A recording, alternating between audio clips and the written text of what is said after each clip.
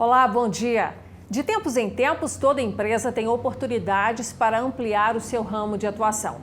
A decisão entre ser conservador ou ousado está no tamanho do sonho do empreendedor. E aqueles que querem superar as expectativas dos clientes não se acomodam. No programa de hoje você vai conhecer um case assim, de uma empresa que não se contenta em fazer apenas o que os concorrentes também fazem.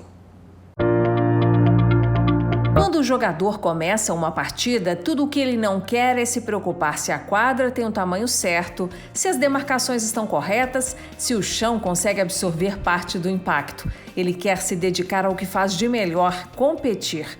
A tarefa de garantir que tudo estará dentro das regras é responsabilidade do José Mardônio, supervisor de obras da Recoma. E respeitar cada milímetro definido no projeto é lei para ele e a equipe. Ou seja, a boa execução de um projeto, seja de qualquer equipamento esportivo, depende dos detalhes? Depende dos detalhes, com certeza. Você tem que estar atento a tudo. Tem que estar atento a tudo. São muitos os fatores que podem interferir na construção e na instalação de um equipamento esportivo. Desde o solo ser o menos adequado e não estar devidamente preparado, até o tipo de máquina que é usada para ajustar o terreno durante a obra. Toda obra tem as suas particularidades, né? Você busca o responsável da obra, mostra para ele o que tem que ser feito e o cliente decide. É prática no dia a dia, né? A gente se dedica ao máximo, o mais perfeito possível. A gente vai tentar fazer. A Recoma acumula 42 anos de experiência de mercado. O primeiro negócio da empresa foram os pisos de madeira, usados tanto nas demandas do esporte quanto nos projetos de arquitetura residencial ou comercial. O manejo das madeiras é sustentável e obedece à legislação federal. Na fábrica localizada em Peró, no interior de São Paulo, as estufas computadorizadas fazem a secagem da madeira em busca de maior qualidade e durabilidade. A empresa já instalou mais de 1,5 milhão de metros quadrados de pisos de madeira. De gramados sintéticos e naturais aplicados em áreas esportivas, a soma passa de 1 milhão de metros quadrados. Isso inclui projetos para clubes profissionais e arenas pequenas para quem está começando a treinar. Várias confederações esportivas brasileiras têm na Recoma seu fornecedor oficial de pisos dentro de padrões internacionais. Além dos esportes especializados, a empresa ainda é fornecedora de soluções para o futebol. A demanda do mercado levou a Recoma a se especializar também na construção civil, realizando os projetos de ponta a ponta. Em 2019, a empresa foi contratada pela ONU para construir e instalar equipamentos esportivos para os Jogos Pan-Americanos e Parapan-Americanos de Lima, no Peru. E a mesma garra que cria a base para tantas vitórias em tantos esportes é o que mantém o crescimento da empresa, mesmo nestes tempos de pandemia. Como atividade essencial, né, a gente teve que fazer diversas adaptações. Eu acho que a decisão que a gente tomou, ela foi muito acertada no sentido de manter tudo isso rodando. E rodando de um jeito cada dia mais profissional. A equipe de consultores do Aquila começou a atuar na Recoma um pouco antes da pandemia e foi a oportunidade para rever e amadurecer processos de controle. As reuniões dos rituais de gestão implantados são o momento de alinhar metas e cobrar resultados. E isso permite que a gente vá ajustando o curso, né? Então, o mar tá meio agitado e a gente vai ajustando o curso 2 ou 3 vezes por semana. Evitando surpresas no meio do caminho, né? Isso, então a gente consegue ir contornando, consegue ir ajustando de forma mais rápida. As reuniões pela internet com gestores de projetos espalhados pelo país foi uma mudança de hábitos que aumentou a agilidade e reduziu custos. Não só a empresa melhorou, né, mas acho que as pessoas também, a partir do momento que você coloca um indicador para cada um, você começa a ter uma questão de comprometimento, de compromisso. Já era uma marca de referência, né? E agora se mostra uma marca de referência em um momento delicado. Lucas é da equipe de consultores que está na empresa desde o começo. Foi um momento do início da pandemia, com muitas incertezas, e a empresa precisava rapidamente virar a chave aí para o digital, em muitos aspectos, né? A reunião que era feita nessa sala passou a ser feita por ferramentas online e todo o acompanhamento das obras feito à distância. Foi surpreendente porque eles se adaptaram muito bem. A gente conseguiu ter algumas ferramentas para acompanhar as requisições de compra de uma forma mais rápida, conseguir auditar isso de forma melhor depois, saber como foi comprado, se foi comprado num preço melhor ou pior. A gente está vendo hoje coisas como, meu orçamento só vale por 3 dias ou coisas desse tipo. Lucas, sempre por perto, segue orientando a Recoma dentro das boas práticas de controle. Na parte do custo, a aplicação da melhoria contínua, sempre igual unha, a gente tem que cortar o custo sempre, então nós temos ali vigilantes para aumentar cada vez mais a eficiência da empresa. O novo cargo do Vitor, que se tornou diretor da área financeira há poucos meses, é fruto de um programa interno de valorização de talentos feito com a ajuda do Aquila. O Aquila tem uma questão da formação de lideranças, de gestores, as pessoas se tornarem cada vez mais donas do seu pedaço. Isso envolve as pessoas mais dentro do resultado. E de resultado o Vitor entende. Veja a coleção de medalhas. Ele é Ironman, um triatleta que na mesma competição pratica natação, ciclismo e corrida. Uma das primeiras coisas que você começa a aprender quando faz Ironman é a questão de você ter um pouco de humildade. Quando você acha que você é muito bom, né, porque você fez um Ironman, você descobre que existe o Deca Ironman. A segunda coisa é a questão de paciência, né? Você precisa saber manter o ritmo quando as coisas estão incertas. E como o atleta também ensina o gestor, na empresa Vitor colhe outros resultados além de medalhas. A pandemia ela é uma prova de longa distância. Teve gente que achou que era um sprint ali, uma coisa mais, uns 100 metros do Usain Bolt. Então ela requer um endurance, requer uma força de vontade, um comprometimento. Pelo ponto de vista do Mardônio, também é o comprometimento com o resultado que o faz se animar tanto a cada novo projeto. Quando você assiste uma partida esportiva, por exemplo, na televisão, de uma quadra que você preparou com a sua equipe, qual é a satisfação? Não tem muitas palavras, porque é muito satisfatório você ver as pessoas se divertindo no local que você foi lá, você pôs o dedo, eu trabalhei ali, eu fiz isso ali. Isso é gratificante. Nós estamos em São Paulo para conhecer de perto os detalhes desse case de sucesso na gestão. Nosso convidado é o fundador e CEO da Recoma, a maior empresa especializada em pisos esportivos, infraestruturas e construções esportivas do Brasil, que é o Sérgio Schultz. Sérgio, muito obrigada por nos receber aqui na sede da Recoma em São Paulo e por aceitar o nosso convite. Bom dia. Bom dia, eu agradeço, nós é que agradecemos a oportunidade de estar com vocês e de falar sobre a nossa história e sobre a Recoma. E eu quero começar, Sérgio, voltando lá no passado, quando você abriu a Recoma, você trabalhava com pisos de madeira. E eu quero entender essa escolha se deu como? Você fez um estudo de mercado ou foi uma oportunidade que surgiu e te mostrou que seria um bom caminho? Eu trabalhava numa empresa, a melhor empresa do Brasil em pisos de madeira, e essa empresa, por um problema econômico e de reestruturação, ela desapareceu e surgiu a oportunidade de nós continuarmos no negócio. Eu era empregado e aí passei para o risco e desenvolvemos uma maneira nova de fazer aquilo que já sabíamos fazer. Corrigimos aquilo que entendíamos que merecia correção e iniciamos a ofertar para o mercado um produto que o mercado não tinha, que era um produto de altíssima qualidade, design sofisticado e com atendimento personalizado.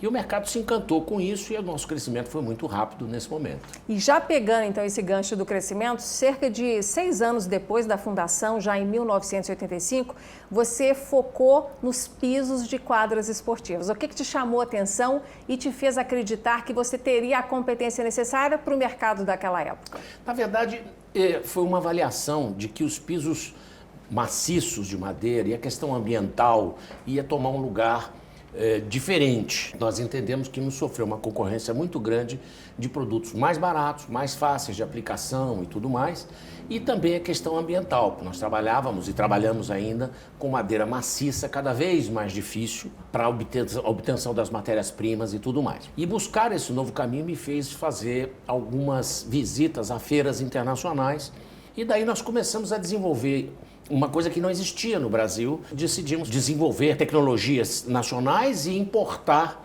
tecnologia de pisos e outras soluções esportivas que nós vimos nessas feiras na Alemanha, nos Estados Unidos, naquele momento. Você falou uma palavra-chave aí, que é a importação, porque a gente está nesse flashback voltando lá na década de 1980. Isso. Lembrando que o mercado brasileiro só teve a abertura econômica em 1990. Isso. Então eu estou aqui imaginando a dificuldade que você devia enfrentar para importar esses materiais de primeira linha, né, o que tinha de mais moderno no mundo. Como é que você conseguia fazer essa articulação para atender a clientela? Muito difícil, né? As taxas no Brasil sempre foram proibitivas. E naquele momento, mesmo sem haver uma indústria nacional para defender, mas nós também tínhamos um desejo muito grande do esporte de alto rendimento de ter uma condição de prática similar àquela que havia nos grandes centros. Os projetos eram muito mais raros, mas muito mais caros. Né? Essa tecnologia hoje é mais possível para todo mundo. Há até projetos escolares extremamente de sucesso hoje que estão melhorando a infraestrutura esportiva para a escola pública. Não acho nenhum exagero dizer que a Recoma é no mercado a empresa que tem a maior capacidade de aprender. Né? A gente aprendeu muito com tecnologia do exterior, na Alemanha, nos Estados Unidos, na Itália, na China. E a gente tem adotado isso aqui no Brasil e o calendário esportivo foi uma bênção para nós, nos ajudou, porque o calendário fez com que toda a infraestrutura esportiva do Brasil subisse meia dúzia de degraus em termos de qualidade, de oferta. É um legado do calendário esportivo que vem desde os Jogos Pan-Americanos de 2007. Você acabou de falar aí da sua capacidade de aprender, de estar em constante evolução, e eu quero focar nisso agora. No começo dos anos 2000, você melhorou e aumentou o mix de serviços e de produtos ofertados ao mercado e passou a não apenas fazer o acabamento, por exemplo, das quadras, né? Você passou a construir a infraestrutura. O que te levou para esse mercado? Foi o cliente querer que você fizesse o pacote completo ou você que achou que para melhorar talvez a entrega, ter uma garantia ainda maior da entrega final, da quadra, da solução esportiva, do equipamento esportivo, era necessário estar de ponta a ponta naquele projeto? Nós somos levados a isso, demandados a isso.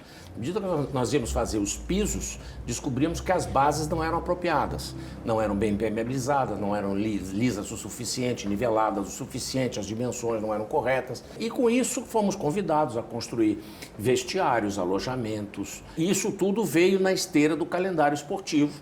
A necessidade de descobrir talentos, a necessidade de ofertar uma boa infraestrutura esportiva dentro dos padrões que o mundo tem. Né? O Brasil melhorou muito nisso. Foi essa capacitação técnica demonstrada em cada projeto que te habilitou a concorrer aí a fazer um projeto pela ONU? E que projeto foi esse? Antes da ONU, nós tínhamos feito a Olimpíada. Na Olimpíada, nós fizemos 16 modalidades esportivas, essas que você vê aqui nos painéis, tá certo? E aí surgiu a oportunidade dos Jogos Pan-Americanos de Lima e nós fomos para uma concorrência internacional.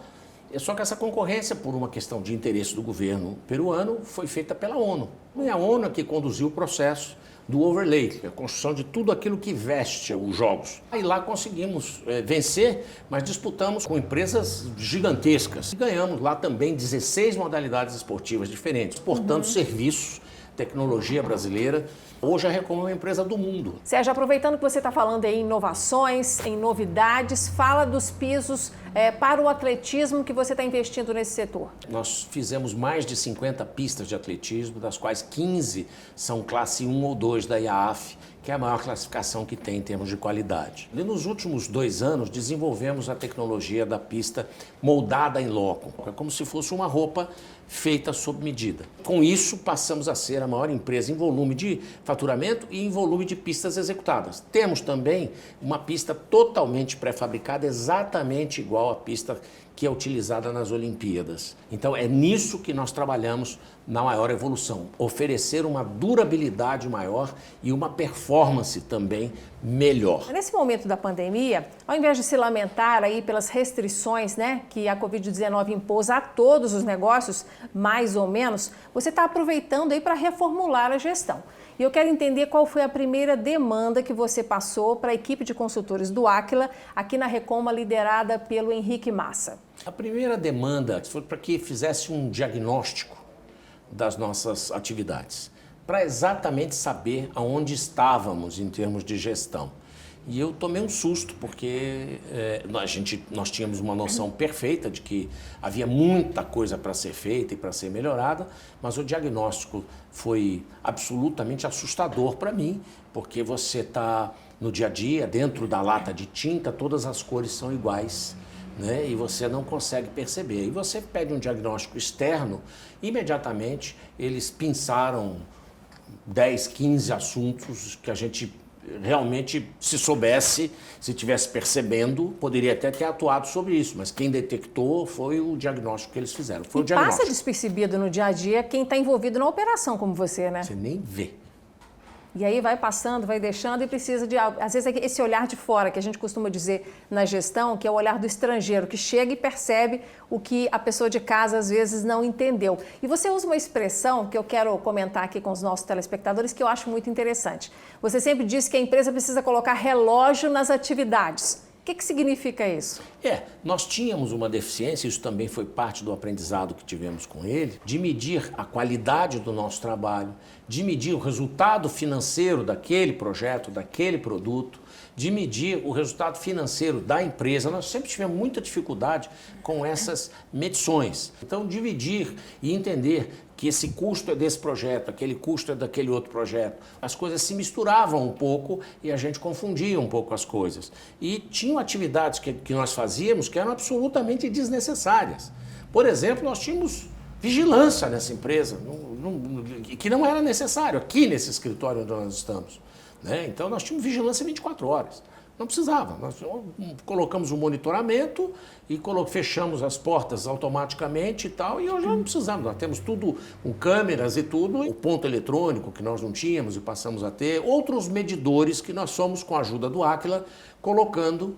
E aí a gente consegue descobrir se o relógio está andando bem ou mal, não é? E aí, com a medição, você ganha um meio de enxergar e talvez um caminho para resolver. Enxergar e controlar, né? Você só pode entender que há um problema se você diagnosticar, medir e controlar. Se você não fizer isso, não há o que... E isso foi uma das grandes contribuições que eles deram para nós. E por falar em controle, um dos aspectos mais difíceis em qualquer empresa de todos os segmentos é fazer com que o orçamento inicialmente feito para um projeto seja aquele que vai acompanhar a entrega do projeto sem aumentar valor, sem aumentar custo, sem aumentar tempo. Esse é um desafio na execução de projetos assim tão diferentes e projetos tão laboriosos? Muito difícil. A arte da precificação, tanto interna quanto externamente, é um desafio, né? Colocar o preço certo para não onerar demais o projeto e perder competitividade, ou eventualmente errar na dose e perder dinheiro, né? Porque essa é uma atividade de risco. Isso a gente está avançando agora, nós estamos conseguindo identificar onde é que estão os nossos maiores problemas, do maior para o menor, e estamos resolvendo esses problemas e melhorando o custo, mas principalmente melhorando a performance da nossa atividade. Hoje, sem a logística, nós não vivemos. Hoje, a nossa logística ela não é só para distribuir produtos da nossa fábrica ou do depósito até as obras. Não, é para retirar os produtos nos fabricantes. É para coletar produtos. Eu compro aço aonde tiver. Eu vou comprar aço no Espírito Santo para usar numa obra em São Paulo. Eu compro uma caixa d'água em São Paulo para utilizar em Macapá. Isso aconteceu com a pandemia. Os nossos fornecedores perderam pernas e nós tivemos que criar pernas nos lugares deles. Nós crescemos grandemente na logística. E Sérgio, eu quero falar agora da sua parceria com o Vitor, o seu filho, que cuida da área financeira do negócio. Vocês dois são os principais líderes, os principais gestores da Recoma. Como é que vocês fazem para dividir a área de atuação e não ficarem batendo cabeça, já que os dois têm assim, uma determinação na condução do negócio? O Vitor tem uma formação espetacular, é uma pessoa muito competente, mas isso também é obra do Aquila. Nós tínhamos uma outra estrutura de gestão da área financeira e administrativa da empresa. O Aquila detectou naquele diagnóstico que era um foco de problema ali. E essa foi uma sugestão que eles encaminharam junto com a gente. Nós chegamos à conclusão de que devíamos fazer isso. Tínhamos uma pessoa com a formação de 4 universidades, uma pessoa com um grande talento para ser desenvolvido, que estava numa função secundária, e eles sugeriram isso. Isso também apressou e começou a encaminhar um desejo meu, que é um desejo de encaminhar a sucessão de alguma forma, Tá certo? E o Vitor tem todas as condições para isso, mas não é só o Vitor. O Vitor teve um time de tutores espetaculares. Eu tenho aqui o Márcio Veiga, que é o nosso diretor técnico, hoje está viajando, enfim, que tem uma capacidade absurda de aprender, um sujeito talentoso, talentosíssimo. Nós temos o Otávio, que é um arquiteto espetacular da área esportiva. Nós temos o Marcelo, que é um engenheiro de mão cheia, um sujeito com um talento espetacular para desenvolver obras. Nós temos uma equipe muito, muito boa. Nós tivemos uma premiação para distribuição de resultados no final do ano e nós tivemos muita dificuldade para ranquear isso, porque todo mundo foi tão bem, a performance do ano passado, todo mundo foi tão bem que nós tivemos uma dificuldade enorme para ranquear isso. O Aquila participou disso também. É importante avaliar o mérito das pessoas na construção do resultado, né, Sérgio? Sem eles, nada, né? Eu tenho certeza que eu tenho o melhor time do Brasil, em todos os aspectos. No nosso nicho, nós somos realmente uma empresa muito competente. Você citou aí a sucessão, mas você não está pensando em se aposentar.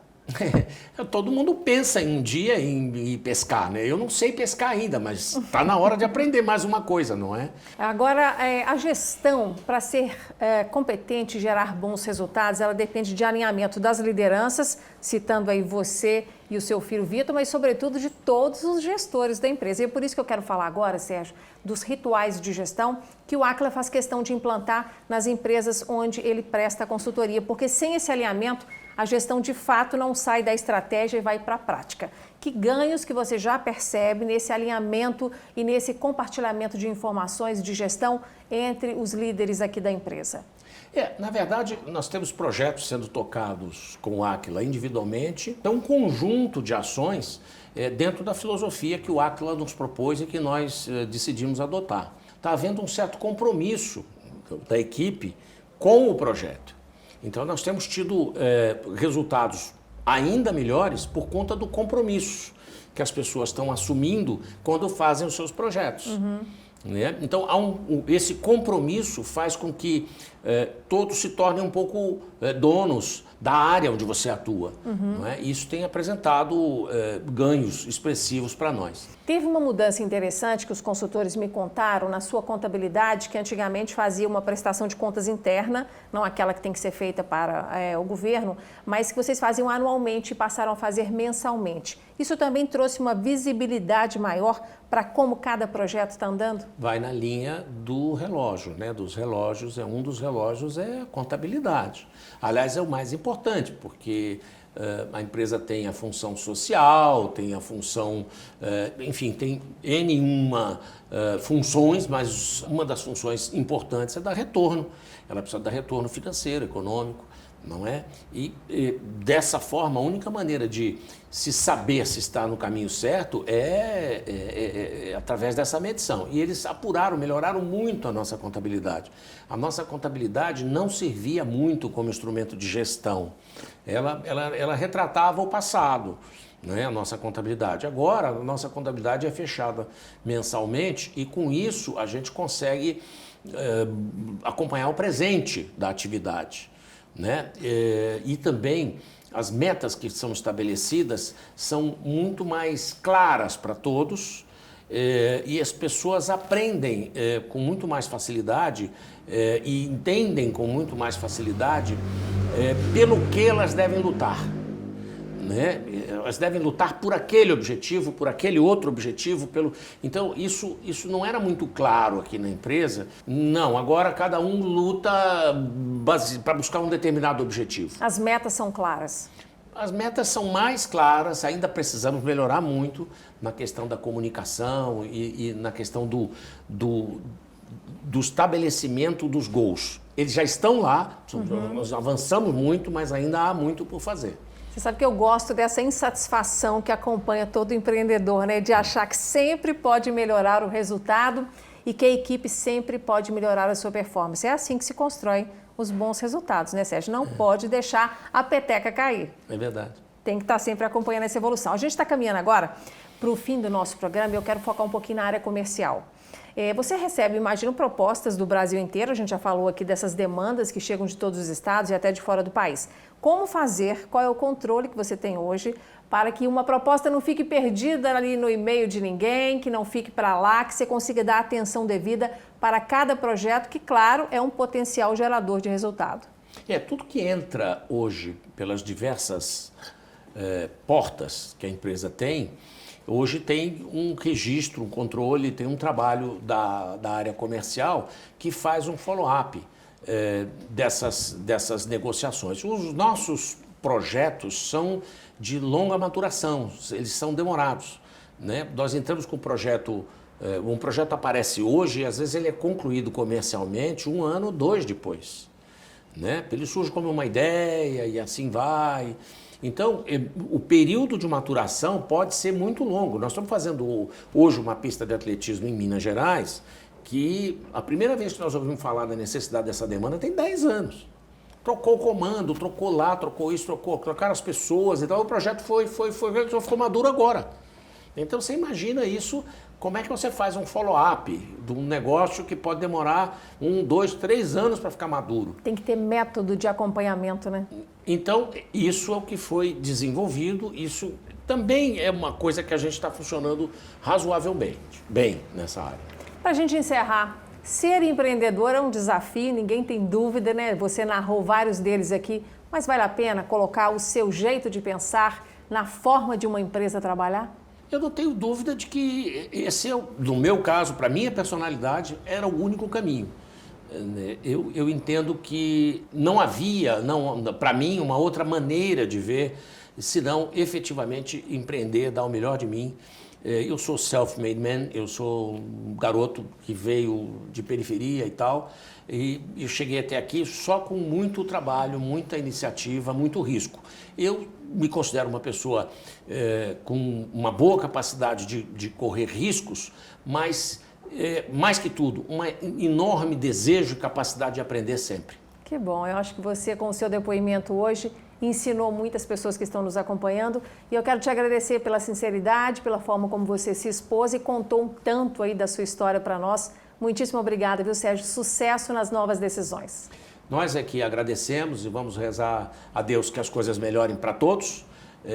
Nós estamos indo bem, graças a Deus, mas queremos que todos caminhem bem. Vamos ver se eu já tomei minha vacininha, já estou vacinado e acho que estou preparado para correr mais riscos. Tomara, sonhamos com esse dia da volta da normalidade. Muito obrigada, Sérgio.